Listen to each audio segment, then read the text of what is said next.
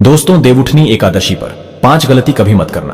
व्रत में यह चीज कभी मत खाना। व्रत में 3 गलती नहीं करना चाहिए। देवउठनी एकादशी कब है, क्या खाएं क्या नहीं, तुलसी पूजा कैसे करें, तुलसी तोड़े या नहीं, व्रत का पारण कब है, व्रत में क्या करें और क्या नहीं।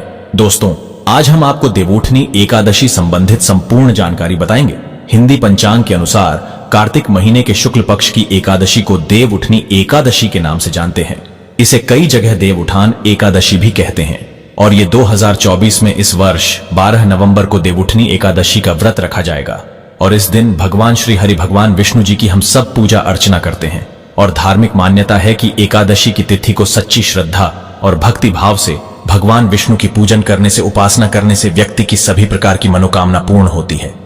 सनातन धर्म में निहित है कि देवउठनी एकादशी को भगवान विष्णु जी अपने योग्य निद्रा से जागृत होते हैं, अर्थात योग निद्रा से जागते हैं। और इससे पूर्व 4 महीने अर्थात चातुर्मास के दिन में भगवान विष्णु जी क्षीर सागर में सोते हैं। और यह भी कहा जाता है कि इस दौरान जैसे कि भगवान विष्णु जी देवसैनी एकादशी के दिन सोते हैं, तो 4 महीने तक कोई भी मांगलिक कार्य नहीं किए जाते। 4 महीने तक जो सृष्टि के कार्यभार होते हैं भगवान शंकर जी संभालने का काम करते हैं। लेकिन देवउठानी एकादशी के बाद सभी मंगल कार्य शुरू हो जाते हैं। भगवान विष्णु जी योग्य निद्रा से उठ जाते हैं।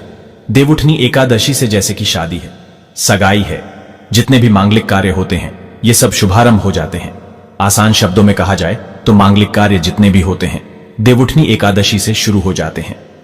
तो आज का जो हमारी वीडियो का विषय है बहुत ही सुंदर है। आज मैं आप लोगों को एकादशी संबंधित संपूर्ण जानकारी बताऊंगा। साथ इस वीडियो में मैं आप लोगों को बताऊंगा कि देवउठनी एकादशी के दिन हमें क्या करना चाहिए जिससे हमारी आध्यात्मिक उन्नति हो। आध्यात्मिक उन्नति के साथ साथ हमें मोक्ष की भी प्राप्ति हो। मृत्यु के बाद व्यक्ति को मोक्ष ही चाहिए। साथ इस वीडियो में मैं आप लोगों को बताऊंगा कि देवउठनी एकादशी के दिन तुलसी मैया में कौन सी ऐसी चीज चढ़ाने से 24 घंटे के भीतर ही हमारी मनोकामना पूर्ण हो जाएगी। तो ये वीडियो ध्यान से देखिएगा। तो आइए इस वीडियो में जानते हैं देवउठनी एकादशी की तिथि। इससे पहले अगर आपने अभी तक हमारे चैनल को सब्सक्राइब नहीं किया है तो चैनल को सब्सक्राइब करके बेल आइकन जरूर दबाइएगा। अगर आप माता तुलसी की कृपा प्राप्त करना चाहते हैं तो सच्चे हृदय से कमेंट बॉक्स में लिखें, जय माता तुलसी। तुलसी माता आपकी हर इच्छा अवश्य पूर्ण करें। मां तुलसी के लिए 1 लाइक तो बनता है। दोस्तों, देवउठनी एकादशी की तिथि। देवउठनी एकादशी तिथि 2024 कार्तिक माह में आने वाली शुक्ल पक्ष की एकादशी तिथि की शुरुआत 11 नवंबर को शाम 6:46 से होगी। इस तिथि का समापन अगले दिन 12 नवंबर को दोपहर बाद 4:04 पर होगा। तो इस दिन से आपको लहसुन प्याज समेत जितने भी तामसिक भोजन होते हैं सबका त्याग कर देना चाहिए। अगले दिन यानी कि एकादशी को ब्रह्म मुहूर्त में आपको उठना चाहिए। नित्य कर्म से निवृत्त तो होकर के पानी में गंगा जल मिलकर के स्नान करना चाहिए। क्योंकि अगर आप जो गंगा के तट के पास में रहते हैं, निवास करते हैं, तो गंगा में नहा सकते हैं। लेकिन अगर गंगा के पास में नहीं है तो किसी भी पवित्र नदी में आप स्नान कर सकते हैं। पवित्र नदी आसपास में नहीं बह रही है तो गंगा मैया की कुछ बूंदें डालकर नहाने के पानी में डालकर के स्नान कर सकते हैं। इसके पश्चात अश्वान करके व्रत का संकल्प ले सकते हैं। अब सूर्य देव को जल आपको अर्घ देना है। फिर भगवान श्री हरि विष्णु जी की पूजन में आपको फल फूल पुष्प धूप दीप कपूर बाती पीले मिष्ठान आदि से भगवान विष्णु जी की आरती करना है। और अंत में आरती अर्चना करने के बाद दिन भर आपको उपवास रखना है। संध्या काल में फिर से आरती अर्चना करने के पश्चात आपको फलाहार करना है। दिन में 1 बार फल और जल ग्रहण कर सकते हैं। 13 नवंबर को नित्य दिनों की तरह आपको पूजा और उपासना करके पारण करना है। उसके बाद ब्राह्मणों को जरूरतमंद जितने भी लोग हैं आप उन्हें अन्न का दान कर सकते हैं, समर्थ के अनुसार दे सकते हैं। इसे बहुत ही शुभ माना जाता है। दोस्तों, अब चलिए इस वीडियो में जानते हैं आखिर हमें देवउठनी एकादशी के दिन कौन से ऐसे उपाय करने चाहिए जिससे हमारी आध्यात्मिक उन्नति हो, हमारी बंद किस्मत के ताले खुल जाए। कहने का मतलब है कि आप में से अधिकतर लोग ऐसे बोलते हैं कि गुरुजी, हम काफी मेहनत करने के बाद भी सफल व्यक्ति नहीं बन पा रहे हैं। अर्थात पैसे तो आते हैं लेकिन चले जाते हैं। अर्थात हमारे घर में लक्ष्मी स्थिर नहीं हो पा रही है। और अधिकतर ये सभी के साथ में होता है। लक्ष्मी को स्थिर रखने के लिए हमारे धर्म शास्त्रों में अनेकों उपाय बताए गए हैं।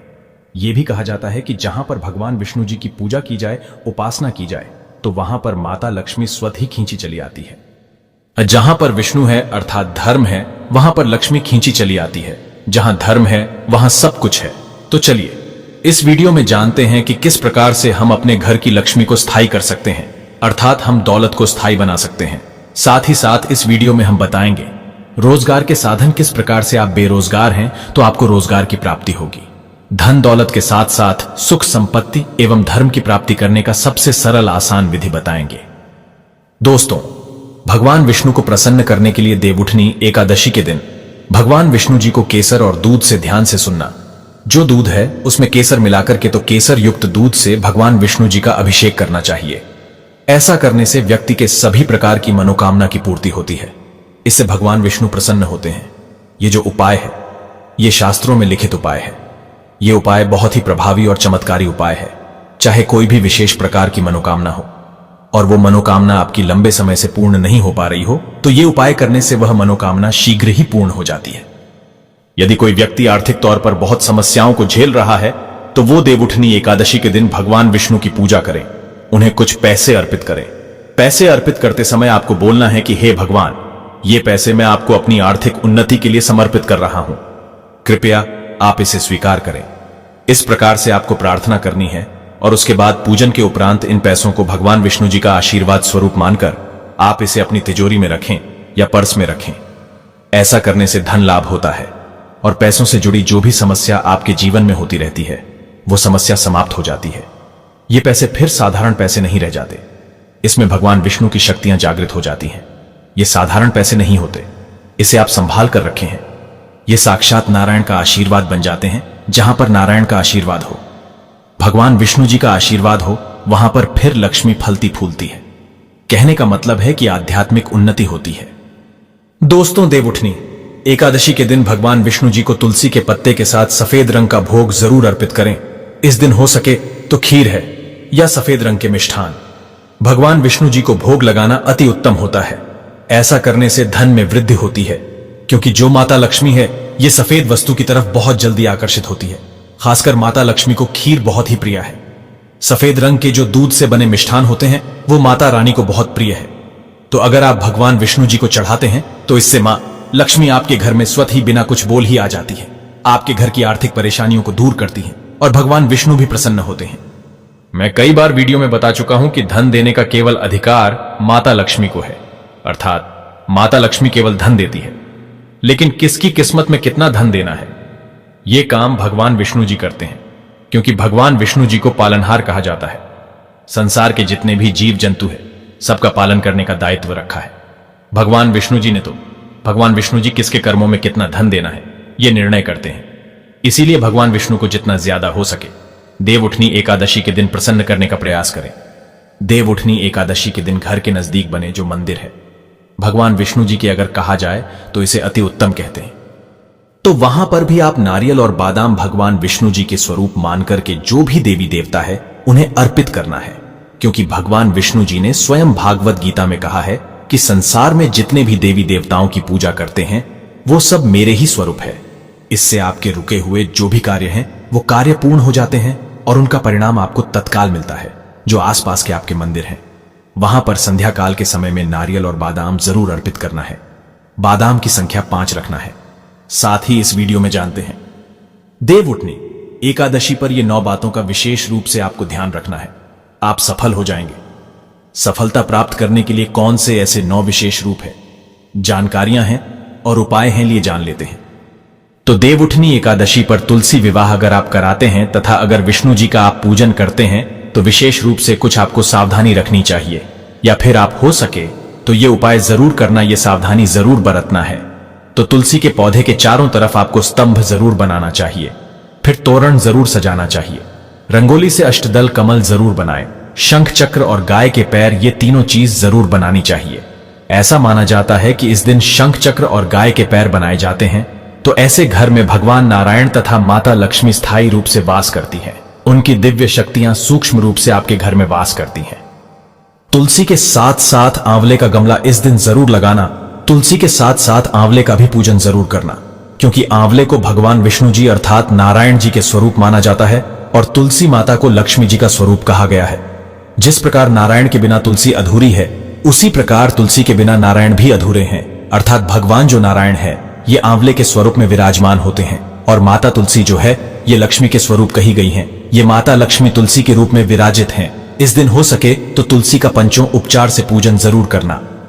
दोस्तों, दक्षा का श्री मंत्र तुलसी का आप जरूर जपना। दक्षा का श्री मंत्र इस प्रकार से है, श्री क्लीम एवं वृंदावने स्वाहा। यह दक्षा का श्री मंत्र है। माता तुलसी जी इससे बहुत प्रसन्न होती हैं। इस दिन घी का दीप और धूप जरूर दिखाना। सिंदूर, रोली, चंदन और नैवेद्य, ये 4 चीज है। तुलसी माता को चढ़ाने से माता अखंड सौभाग्यवती का वरदान देती है। पुरुष चढ़ाते हैं तो ऐसे पुरुष के जीवन में फिर विष्णु जी की कमी नहीं होती है, अर्थात धर्म की कमी नहीं होती। ऐसे पुरुष धर्म के मार्ग में चलने वाले होते हैं। धन की कमी कभी नहीं होती। हो सके तो इस दिन तुलसी माता को वस्त्र अलंकार से सुशोभित वस्त्र अलंकार आपको भेंट करना है। दोस्तों, लक्ष्मी जी का अष्टोत्तर या दामोदर अष्टोत्तर, ये जो पाठ कहे गए हैं, ये आपको जरूर करने चाहिए।